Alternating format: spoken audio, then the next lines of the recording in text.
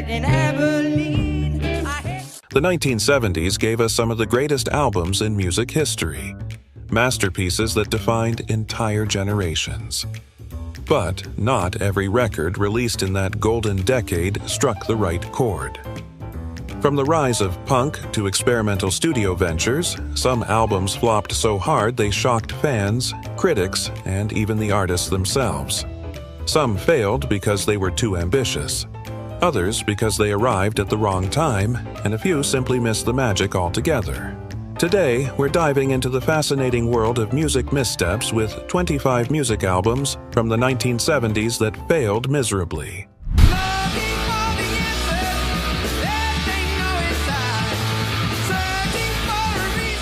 By the late 1970s, Black Sabbath were already icons of heavy metal, having carved out their reputation with dark, thunderous riffs that defined the genre. But with Never Say Die, their 8th studio album, the cracks in the band's foundation were impossible to ignore. Ozzy Osbourne had temporarily quit the band in 1977. Tensions were boiling over, and when he did return, the chemistry wasn't the same. The band tried experimenting with jazz elements and outside writers, straying from the heavy formula fans adored. Instead of sounding innovative, the record came off as confused and half-hearted. Fans who once worshipped Sabbath's heaviness felt betrayed, while critics dismissed it as muddled and uninspired. The result was a commercial disappointment that marked the end of an era. And speaking of ambitious bands that lost their way, our next story takes us to Yes and their sprawling experiment.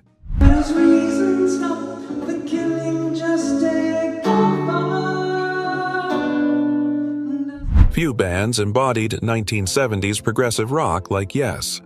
Fresh off the acclaim of Close to the Edge, they felt unstoppable. So, they pushed their creativity even further with Tales. From Topographic Oceans, a double album featuring just 4 epic tracks inspired by mystical Hindu texts. On paper, it sounded groundbreaking, but in practice, it overwhelmed almost everyone. The songs stretched endlessly, often meandering without payoff, leaving even devoted fans struggling to stay engaged.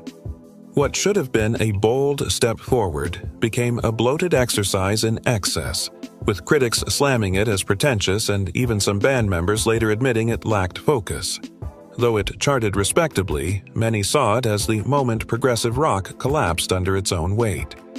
And as Yes stumbled with too much ambition, Aerosmith soon showed how chaos behind the scenes could ruin even a straightforward hard rock record.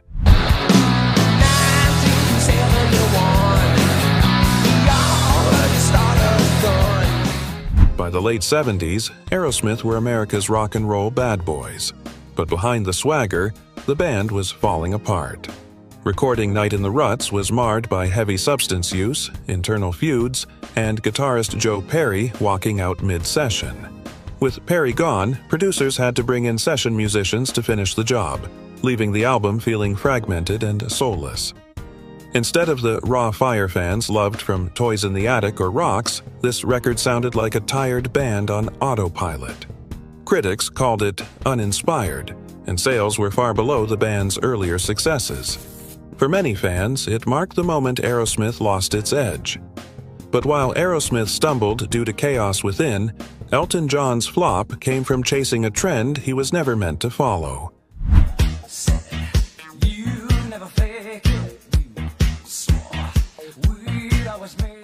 Elton John spent most of the 1970s ruling the charts with timeless hits, but by the end of the decade, even superstars could make desperate moves. Victim of Love was Elton's attempt to jump onto the disco craze, a genre already showing cracks as Disco Demolition Night and the backlash against the style swept through America. Unfortunately, instead of blending disco with his usual flair, the album felt hollow and uninspired. Elton himself didn't even play piano on it, making it sound less like his work and more like a generic studio project. Critics tore it apart for lacking personality, and fans ignored it, sending it plummeting to some of the lowest chart positions of his career. This stumble proved that chasing trends rarely pays off. And just as Elton's misstep showed what happens when you abandon your identity, Humble Pie's collapse showed what happens when exhaustion robs a band of theirs. I was just a kid back in Abilene. I had to use a gun where for my own sake. Once hailed for their gritty blend of blues, soul, and rock, Humble Pie had the energy to captivate audiences. But by the time Street Rats came along in 1975, that spark was fading fast. The band was exhausted, drowning in label pressure and struggling with personal issues. Much of the album was pieced together without the band's full input, resulting in a patchwork of unfinished ideas and half-hearted performances. Fans who once loved their fiery energy were met with sluggish tracks that felt tired and uninspired. Critics noticed the decline immediately, calling the record unfocused and lackluster. Sales were poor, and it marked the beginning of the band's slow fade from relevance. The next entry shows how even wildly creative ideas from big names could collapse spectacularly when pushed too far. I wake up before I put on my makeup. At this point, Aretha Franklin was trying to shift gears. La Diva was released in September 1979, with heavy disco and R&B overtones produced by Van McCoy among others, as she attempted a comeback. But disco was already getting backlash, and critics felt McCoy's production was trite and overbearing.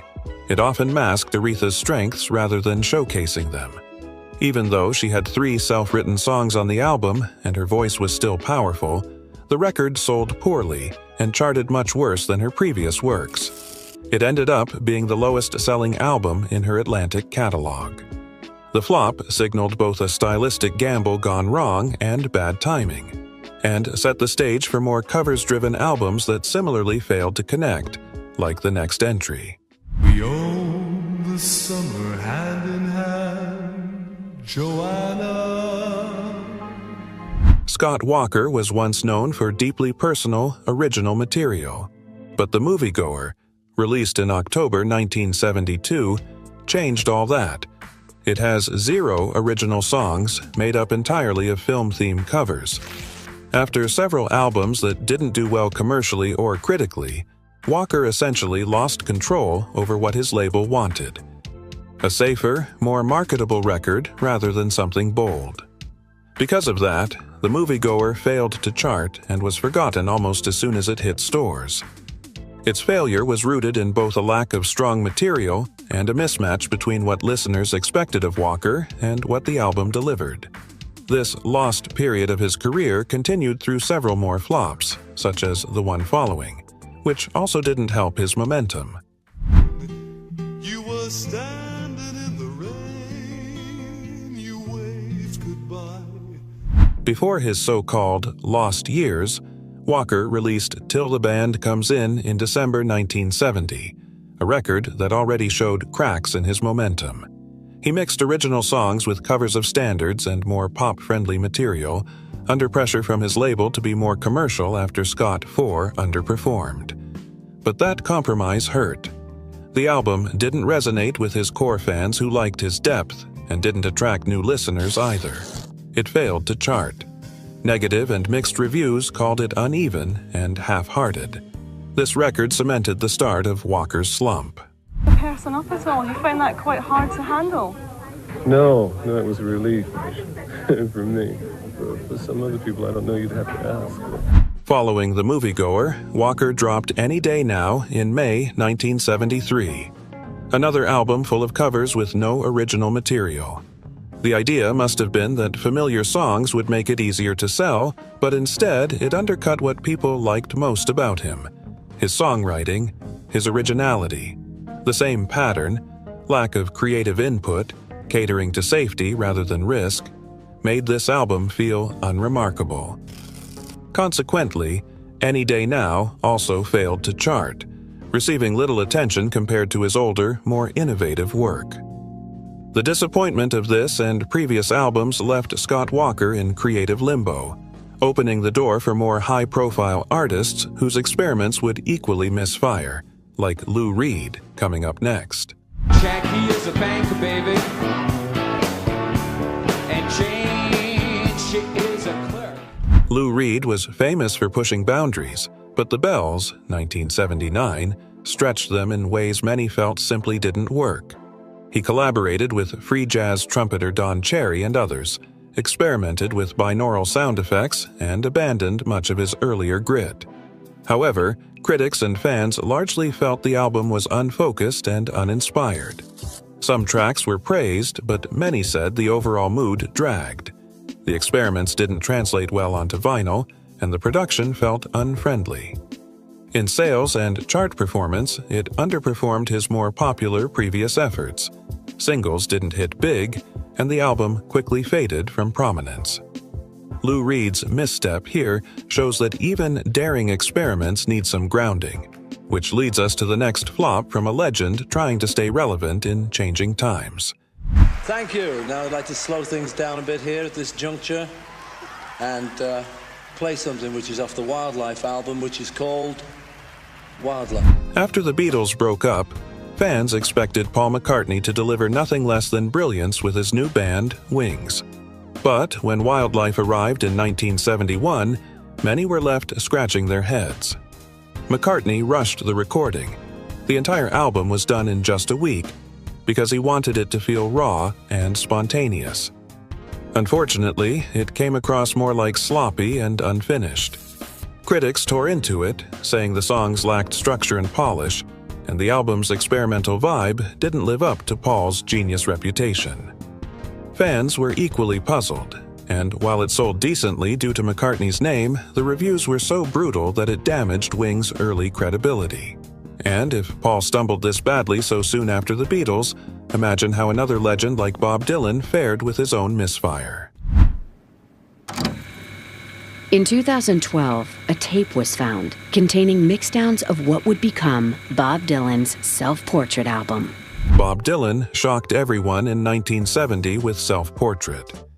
Instead of delivering another poetic masterpiece, he gave the world a double album filled with odd covers, lazy renditions, and half-baked originals. Critics were baffled. Dylan later admitted he made the album deliberately messy, hoping to push fans away from the prophet image they'd created around him. But instead of rebellion, it just sounded like a giant mess. The record sold well initially, thanks to Dylan's name, but the backlash was severe. Many fans felt betrayed, thinking he no longer cared. If Dylan's failure was about frustrating expectations, the next flop came from an icon who tried too hard to chase trends.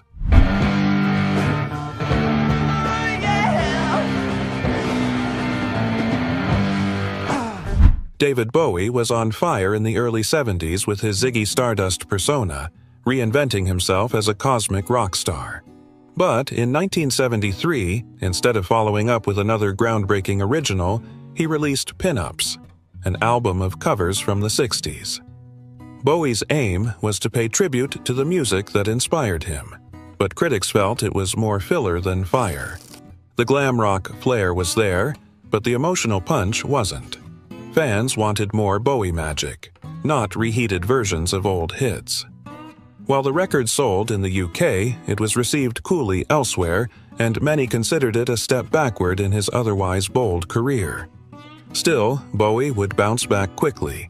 Not all artists were so lucky. Just ask John Lennon, whose mid-70s return album didn't exactly thrill listeners.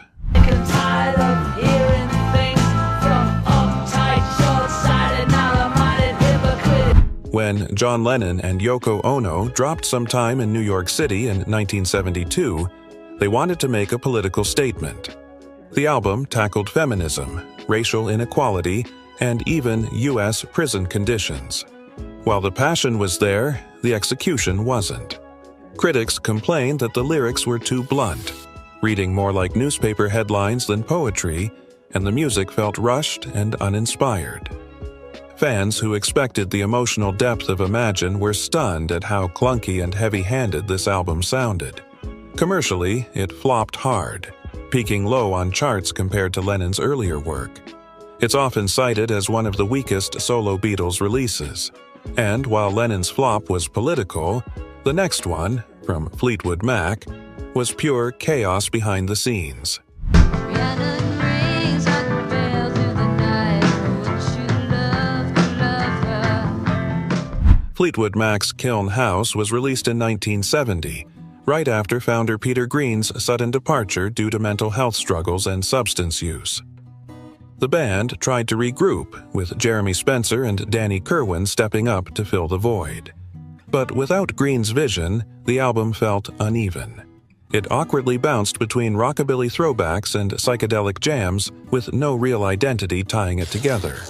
Critics were lukewarm, and fans who expected the bluesy power of earlier Mac were disappointed by this stylistic confusion. Sales were modest, but the record clearly showed the band was in transition, searching for direction. The stars have lost their glitter. The wind grows colder. In 1973, Cher took a bold swing with Bittersweet White Light, and let's just say, it didn't exactly hit the mark. The album was a collection of old pop standards, reimagined with lush, dramatic arrangements. Think of it as Cher stepping away from her chart-friendly pop and diving headfirst into the world of show tunes and torch songs. On paper, it sounded glamorous. In reality, fans were left scratching their heads. People loved Cher for her sharp, modern edge, not for covering songs their parents grew up with. Critics weren't impressed either, calling it out of touch and overly theatrical. Sales? Pretty dismal. It barely made a ripple on the charts. Simply put, Bittersweet White Light failed because it was too far removed from what her audience wanted. But hey, even icons like Cher stumble sometimes.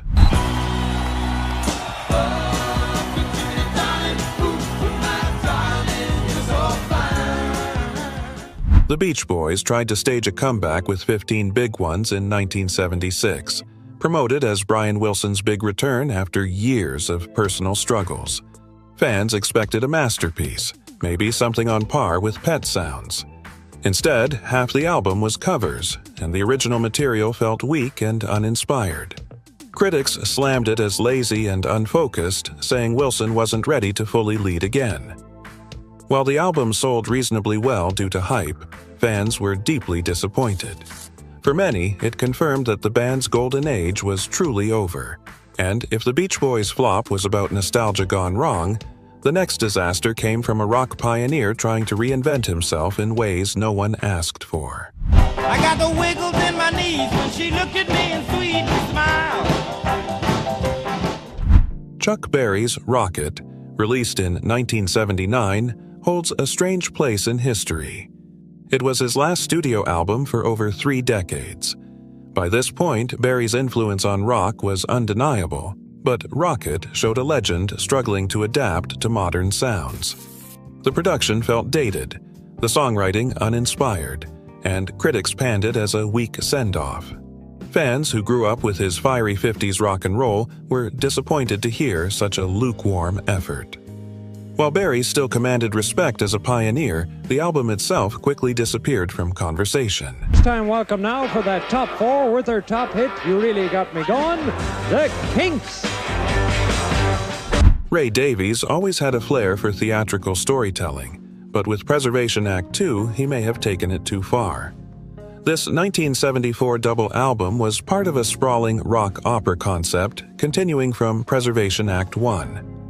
Unfortunately, the execution was bloated.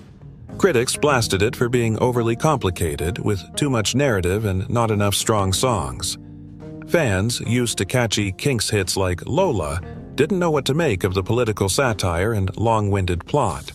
The album flopped commercially, with audiences walking away from the ambitious but confusing project.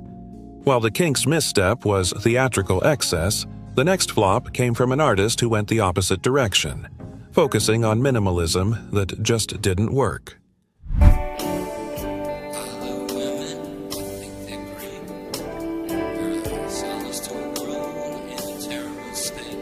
Few albums in history are as infamous as Lou Reed's Metal Machine Music. Released in 1975, it was essentially an hour of screeching guitar feedback split across 4 sides of vinyl.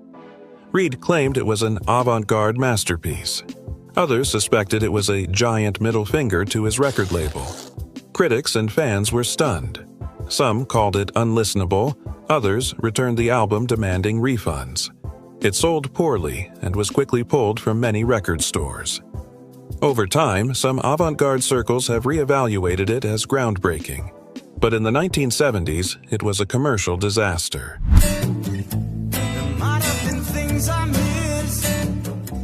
By 1978, ELP was almost a legend in prog rock, but Love Beach came out like a drop in their momentum. The band was contractually forced to record and tensions were high. Greg Lake and Carl Palmer left before Keith Emerson finished much of the work. They also dramatically shifted toward softer, radio-friendly pop rock, short accessible tunes, even giving the album a beachy cover that looked more disco-era than ELP. Critics hated it. Fans felt betrayed. It didn't sound like the band people loved. It charted weekly and is often called their most disappointing album. This failure shows how anything can go wrong when pressures mount. Now, let's see an artist whose flop was more about image and identity.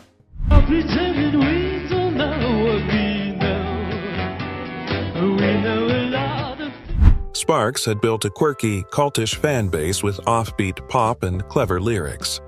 With introducing Sparks, they tried to adopt a new American sound, something glossier, more radio-friendly. But that shift felt forced. Listeners who loved their eccentricity and wit found the album bland. The production gloss couldn't hide songs that lacked the spark, pun intended, of their earlier work. The record was a commercial failure. Critics reacted negatively, many saying the band lost its essence trying to chase mainstream appeal. Because the identity was diluted, it never charmed old fans or won many new ones. And when image fails, momentum fades fast, something Gene Clark discovered with his next misfire.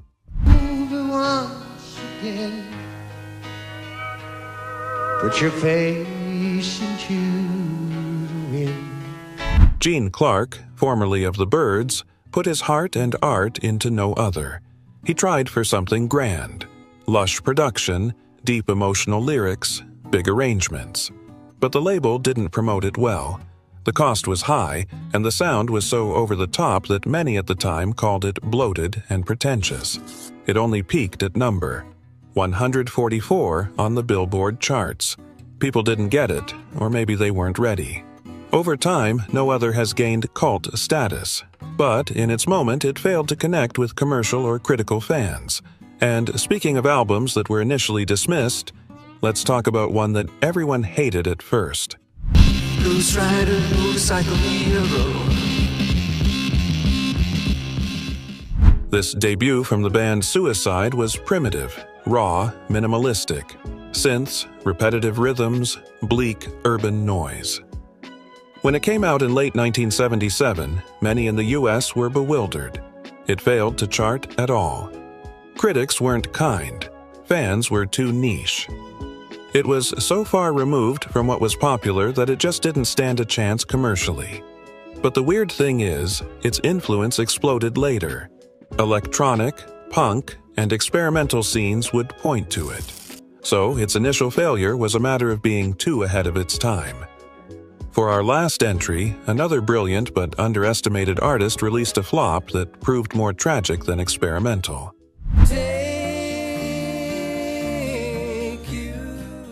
Big Star's #1 record is heartbreaking in this story. Packed with melodies, harmonies, classic songwriting, but plagued by bad luck. The record label didn't distribute it well. It got almost no promotion. Radio barely played it. Even though singles like 13 are now classics, at release, it sold poorly and was largely ignored by the mainstream.